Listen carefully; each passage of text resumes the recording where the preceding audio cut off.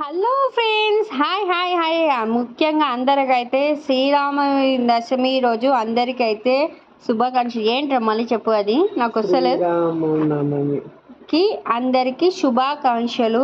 Public చూడండి ఎంత మంది పబ్లిక్ ఉన్నారో, బాబా సందు లేకుండా. జై శ్రీరామ్ అందరికీ. నాకు నాలుక తిరుగుతలేదు, కొంచెం నత్తి ఉంది, ఎవరు ఏమి అనుకోకండి. లైన్లో అయితే నిల్చున్నాను, ఎంత రష్ ఉందంటే అట్లా రష్ ఉందండి. స్టేజ్ మీదకి ఎక్కేసరికి బాబా చాలా అయింది నాకైతే. చూడండి మొత్తం అయితే కొంచెం మా సైడ్ అయితే టెంపుల్ అయితే బాగానే జరిగింది, వేడుకలు అయితే బాగానే ఉన్నాయి. లేడీస్కి అన్ని విధాల సౌకర్యాలు అయితే బాగానే ఉన్నాయి. టెంపుల్ కాడ అయితే ఒక సైడ్ జెంట్స్ కూర్చోాలి, ఒక సైడ్ లేడీస్ కూర్చునేటట్టు సిట్టింగ్ అరేంజ్ చేశారు. కానీ మన అమలక్కలు ఏం చేశారంటే ఎక్కడ పడితే అక్కడ కూర్చున్నారు. కుర్చీ దొరకడే మా ఎక్కువ అంటే. మొత్తానికి అయితే కళ్యాణం అయితే అవుతుంది. ఇక్కడ సైడ్ అయితే వంటలు అయితే రెడీ అవుతున్నాయి. చూడండి అంత వంట కార్యంకి అన్నీ సిద్ధం చేస్తున్నారు. నేను ముంగట కూర్చున్నాను, నేను కనబడను.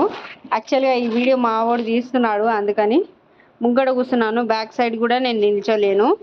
ఇక మొత్తానికైతే ఇది టెంపుల్ అండి. ఐస్ క్రీమ్ బండి కాడికి కూడా వచ్చేసాము. ఐస్ క్రీమ్ బండి ఆయన కూడా వెయిట్ చేస్తున్నాడు. ఇలా బోని మొత్తం నాకే ఇవ్వాలి, ఐస్ క్రీమ్ డబ్బా మొత్తం కాల్ చేయాలన్నట్టు. చూడండి ఎంతమంది పబ్లిక్ వచ్చారో. టెంటర్స్ కానీ అన్నీ బాగా వేశారు, మంచిగా అనిపించింది నాకైతే. చూసిన కొద్దికి చూడబుద్ధి అయ్యింది. కళ్యాణం అయితే సూపర్ అయ్యింది. మా ఇంటికి దగ్గరలో టెంపుల్లో అయితే కళ్యాణం సూపర్ అయ్యింది.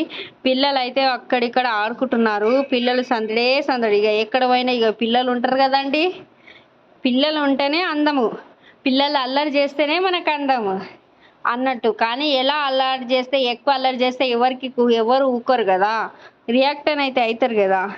ఇక మొత్తానికి అయితే చూడండి, ఇక నేను ఎక్కడ కూర్చున్నానో అక్కడ కూర్చున్నాను. అంత తొందరగా కనబడను. ఇక ఆడవాళ్ళు అందరు లైన్లకి నిల్చొనికి భోజనానికి రెడీ అవుతున్నారు. చూడండి మొత్తానికైతే టెంపుల్ అయితే మంచిగా జరిగింది. నాకు అది సంబరం అనిపిస్తుంది. టెంపుల్ అయితే బాగానే జరిగింది. వావ్, నాకైతే చూస్తుంటే ఏం మాట్లాడి. ఇక ఆడవాళ్ళు అయితే లైన్లో నిల్చున్నారు.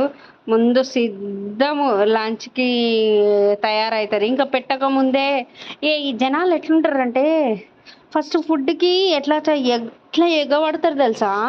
ఆ భోజనాల కాడికి వచ్చి దేవుని కాడికి వచ్చినా తొందరగా మాకే దర్శనం కావాలి, మేమే మింగాలి, మేమే ముందు వెళ్ళిపోవాలి అన్నట్టు చూస్తారు.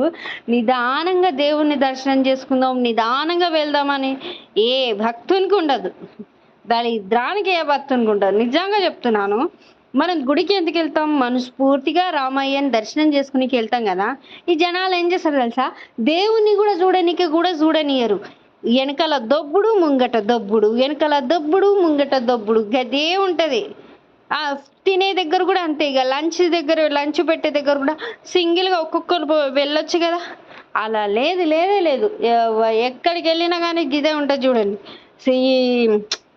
రాముడు కళ్యాణం అని అంటే ఎలా ఉండాలి, ఒక పద్ధతి, ఒక సాంప్రదాయంలో ఉండాలి. అలా పాటించలే లేదు. జనాలు అట్లే ఉంటారు.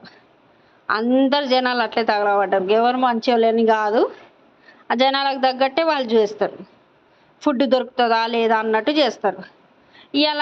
ఇలా మా ఇంటికాడ టెంపుల్ అయితే ఇలా అయింది. లైక్ చేసుకోండి, సబ్స్క్రైబ్ చేసుకోండి.